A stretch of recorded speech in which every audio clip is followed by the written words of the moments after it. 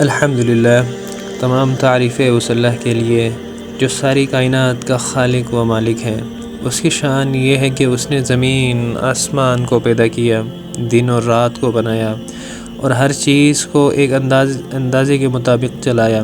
قرآن میں اللہ تعالیٰ فرماتے ہیں، بے شک آسمانوں اور زمین کے پیدائش اور دن رات کے بدلنے میں عقل والوں کے لیے نشانیاں ہیں۔ میرے بھائیوں، اللہ کی عظمت کو سمجھنے اور اس کی رضا کے مطابق زندگی گزارنے کے لیے ہمیں دین پر عمل کرنا ہوگا اور دین کے بتائے ہوئے طریقوں پر عمل کرتے ہوئے چلنا ہوگا، تبھی ہم کامیاب ہوں گے۔ میرے بھائیوں، دین میں کچھ اصول ہے جن پر چل کر ہم کامیاب و کامران ہو سکتے ہیں۔ ان میں سے سب سے پہلا اصول یہ ہے کہ ہم اللہ کی وحدانیت اور رسول اللہ صلی اللہ علیہ وسلم کی رسالت کو دل سے تسلیم کریں۔ کلمہ طیبہ صرف الفاظ نہیں، یہ ایک عہد ہے کہ ہماری زندگی اللہ کے احکام اور نبی کریم صلی اللہ علیہ وسلم کی سنت کے مطابق ہوگی۔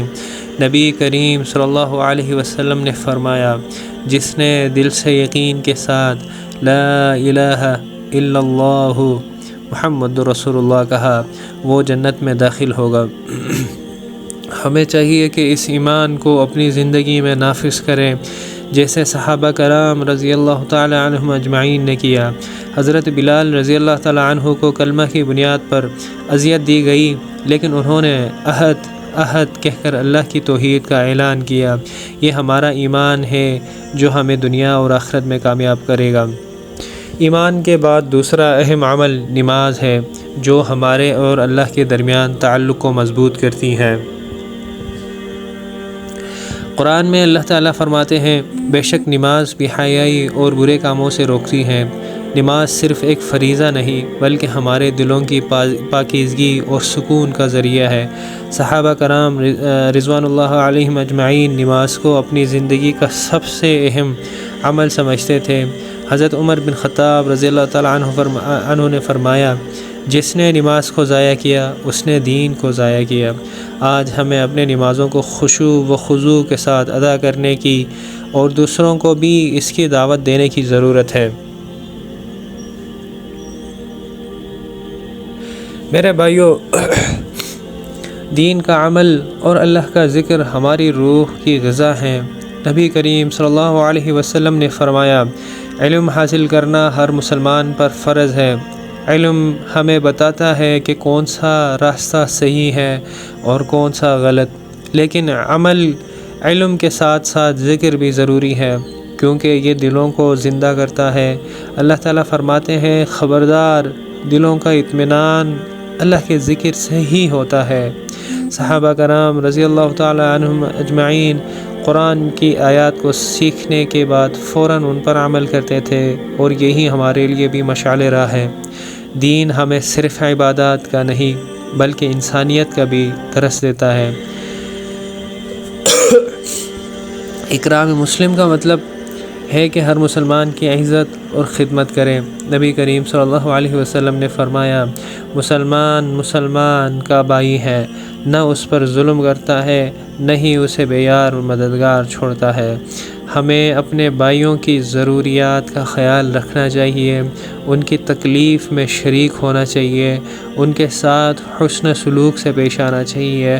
حضرت عبداللہ بن عمر رضی اللہ تعالیٰ عنہ کی مثال ہمارے سامنے ہے، جو اپنے غلاموں کے ساتھ وہی کھانا کھاتے تھے جو خود کھاتے تھے۔ یہ وہ اخلاق ہے جسے ہمیں اپنانا چاہیے۔ تو میرے بھائیو دوستو، کسی بھی عمل کی قبولیت نیت پر منحصر ہے۔ نبی کریم صلی اللہ علیہ وسلم نے فرمایا، اعمال کا دار و مدار نیتوں پر ہے۔ اگر ہماری نیت خالص ہوگی تو چھوٹے سے چھوٹا عمل بھی اللہ کے ہاں بڑا مقام رکھے گا۔ صحابہ کرام رضوان اللہ تعالی علیہم اجمعین اپنی ہر عبادت اور ہر عمل کو اللہ کی رضا کے لیے کرتے تھے۔ ہمیں بھی دنیاوی غرض و غایت کو چھوڑ کر ہر عمل میں اخلاص پیدا کرنا ہوگا۔ اور آخر میں دین کی دعوت دینا ہماری ذمہ داری ہے۔ یہ کام انبیاء نے انبیاء علیہم السلام نے کیا اور ہمیں بھی اس مشن کو آگے بڑھانا ہے۔ نبی کریم صلی اللہ علیہ وسلم نے فرمایا، تم میں سے بہترین وہ ہے جو قرآن سیکھے اور سکھائے۔ ہمیں چاہیے کہ نیکی کا حکم دے اور برائی سے روکے، جیسے حضرت معاذ بن جبل رضی اللہ تعالیٰ عنہ نے فرمایا، دعوت کے بغیر ایمان کمزور ہو جاتا ہے۔ تو میرے بھائیو دوستو، ہمیں چاہیے کہ اللہ کی شان کو یاد رکھیں، اس کی بندگی کریں اور ان اصولوں کو اپنی زندگی میں شامل کریں۔ اللہ تعالیٰ ہمیں دین کی سمجھ، عمل اور اس کی دعوت دینے کی توفیق عطا فرمائے۔ جزاکم اللہ خیر۔